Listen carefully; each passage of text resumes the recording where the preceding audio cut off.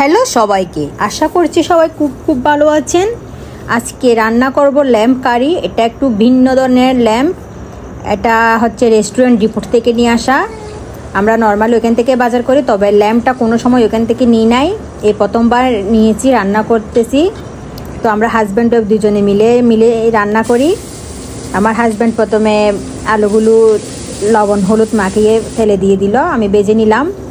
এই তো তারপর পেঁয়াজ দিয়ে, যেহেতু তেল বেশি গরম হয়ে গেছে, তারপর দিয়ে দিলাম গোটা মশলা, তেজপাতা, লং, এলাচ, ডালচিনি। তারপর দিয়ে দিলাম একে একে 2 চামচ রসুন বাটা, 1 চামচ আদা বাটা, সব দিয়ে লবণ দিয়ে এখন ভালো করে ভাজা করে নেব।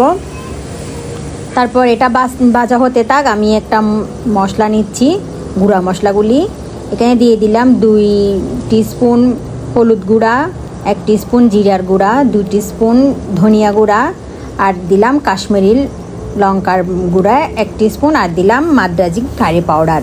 এটা দিলে যে কোনো কারিতে টেস্টটা অন্যরকম আসে, ফ্লেভার অন্যরকম হয়।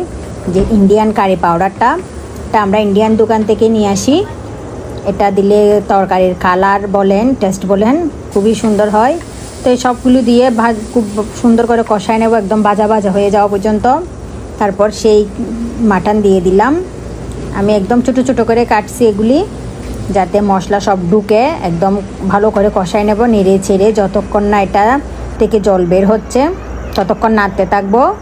জল বের হয়ে জল শুকিয়ে গেলে তারপর এখানে আমি জল দেব ঝোলের জন্য। তো এই তো আমি জল বের হয়ে গেছে, আমি এই জলটা নেড়ে চেড়ে শুকাই নেব একদম, যেভাবে মাংস রান্না করে। আসলে এখানে তো বলার কিছু নেই, সবাই জানে, তবু একটু বলে দিচ্ছি ব্যাচেলরদের সুবিধার জন্য। এ তো আমার মাংস কষা হয়ে গেছে, আমি পাশে গরম জল দিয়েছিলাম, তো গরম জল দিয়ে দিলাম। গরম জল দিলে যে কোনো তরকারিতে রান্নার টেস্ট দ্বিগুণ হয়ে যায়, রান্নার মানে গুণগত মান বজায় থাকে।